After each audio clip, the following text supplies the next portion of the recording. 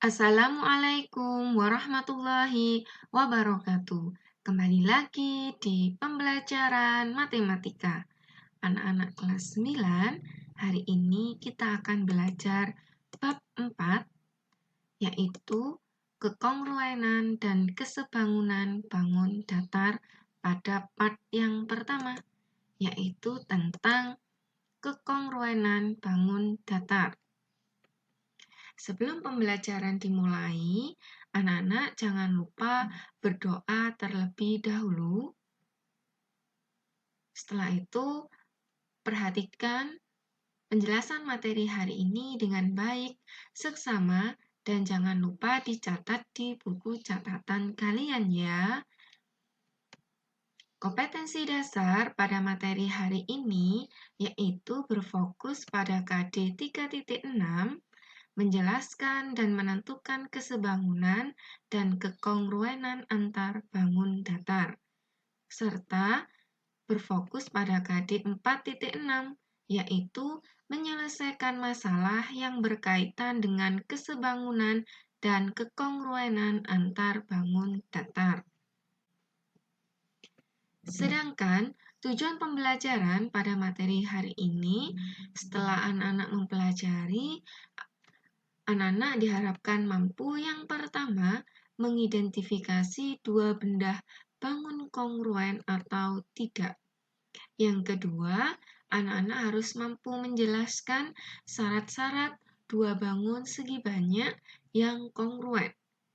Yang ketiga, anak-anak harus mampu menentukan panjang sisi atau besar sudut yang belum diketahui dari dua bangun segi banyak yang kongruen. Yang keempat, anak-anak harus mampu menyelesaikan masalah sehari-hari berdasarkan hasil pengamatan yang terkait penerapan konsep kekongruenan bangun datar segi banyak. Coba amatilah gambar-gambar berikut ini. Ada gambar kursi. Pada gambar A ini, dua gambar kursi yang kongruen.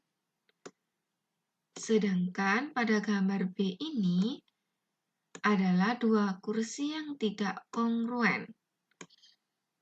Jika terlihat sekilas, kursi ini memiliki bentuk yang sama. Tinggi dari kursi ini pun, dua kursi ini pun juga sama. Ini dikatakan kongruen. Untuk yang gambar B, mengapa dikatakan tidak kongruen? Jika diamati, bentuk kursinya sama. Namun, tinggi dari kursi itu berbeda. Pada gambar berikutnya, gambar A ini yaitu dua gambar mobil yang kongruen. Sedangkan pada gambar B ini ada gambar dua mobil yang tidak kongruen.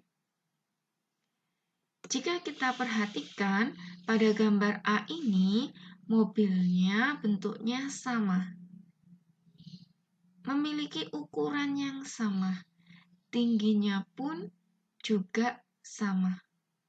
Sedangkan pada gambar B ini, dua mobil ini memiliki bentuk yang berbeda. Tinggi dari mobil ini pun juga berbeda. Coba kalian amati pada gambar berikutnya.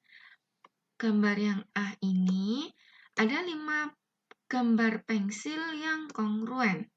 Sedangkan pada gambar B ada 2 gambar pensil yang tidak kongruen.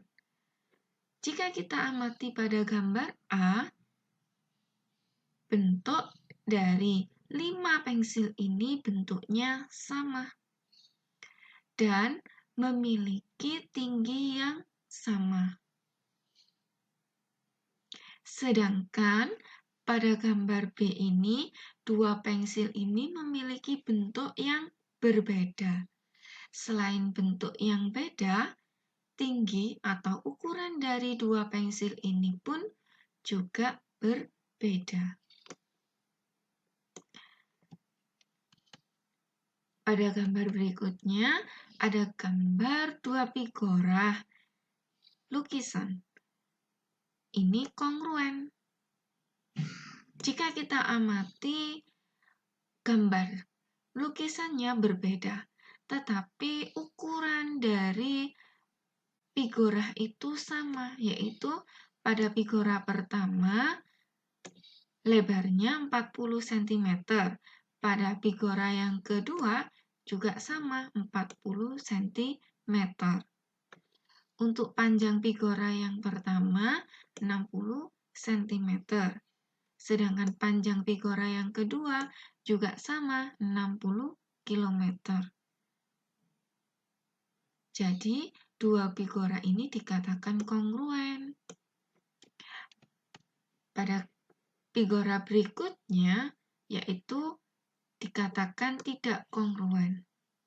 Jika kita amati dari ukurannya, panjangnya figura yang pertama 30 cm, sedangkan panjang kedua, panjang pada figura yang kedua yaitu 80 cm. Panjangnya berbeda, tetapi pada lebarnya figura 1 dan figura 2 sama-sama 40 cm. Karena ada perbedaan panjang dari kedua figura tersebut, maka dikatakan tidak kongruen. Jadi, syarat dua bangun datar kongruen berdasarkan benda-benda yang kita amati tadi, yaitu dua bangun yang mempunyai bentuk dan ukuran yang sama, dinamakan kongruen. Jadi, dua bangun yang memiliki bentuk dan ukuran yang sama itu dikatakan kongruen. Dua bangun segi banyak atau poligon dikatakan kongruen jika memenuhi dua syarat. Syarat yang pertama yaitu sisi-sisi yang bersesuaian sama panjang. Yang kedua, sudut-sudut yang bersesuaian sama besar. Jika memenuhi dua syarat ini, maka dua bangun itu dikatakan dua bangun yang kongruen.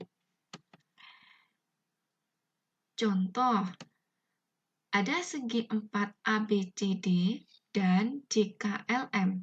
Pada gambar di bawah ini kongruen. Nah, sebutkan sisi-sisi dan sudut-sudut yang bersesuaian.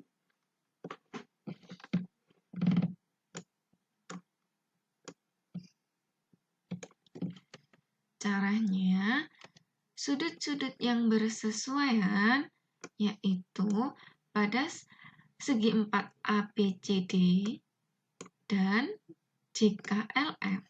Sudut A dan sudut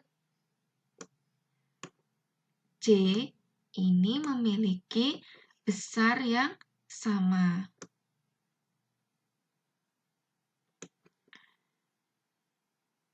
Untuk sudut B dan K ini memiliki besar sudut yang sama, yaitu sama-sama sebesar 90 derajat karena saling tegak lurus pada bangun trapesium itu. Untuk sudut C dan sudut L itu memiliki besar sudut yang sama, yaitu 90 derajat. Sedangkan pada sudut D dan sudut M ini juga sama besar sudutnya. Inilah yang dikatakan sudut-sudut yang bersesuaian. Jadi sudut A bersesuaian dengan sudut C. Mengapa bersesuaian? Karena besar sudutnya sama. Begitu juga dengan sudut B dan sudut K. Itu bersesuaian. Sudut C ukurannya sama besar dengan sudut L. Sudut D ukurannya sama besar dengan sudut M.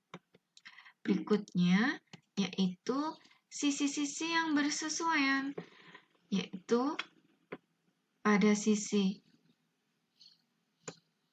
AB itu sama panjang dengan sisi JK panjangnya. Maka sisi AB bersesuaian atau sama dengan JK.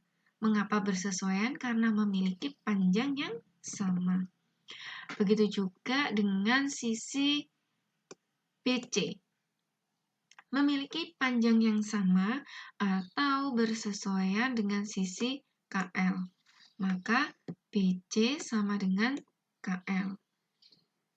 Sisi DC sama dengan panjangnya dengan sisi ML atau bersesuaian dengan sisi ML. Maka CD sama dengan LM. Sisi AD bersesuaian dengan sisi ZM karena panjang sisinya sama panjang. Maka sisi DC bersesuaian dengan MJ, dituliskan DA sama dengan MJ. Karena dua gambar segi 4 ABCD dan JKLM, tiap sisi dan sudutnya bersesuaian, memiliki panjang yang sama setiap sisinya, dan setiap sudutnya memiliki besar yang sama besar, maka ABCD kongruen dengan JKL. Ini adalah simbol dari kongruen. Simbol kongruen itu seperti ini. Ini dikatakan simbol kongruen. Sekian penjelasan dari Ibu untuk materi hari ini. Mohon maaf jika ada salah kata dalam penjelasan maupun salah ucap, mohon dimaafkan.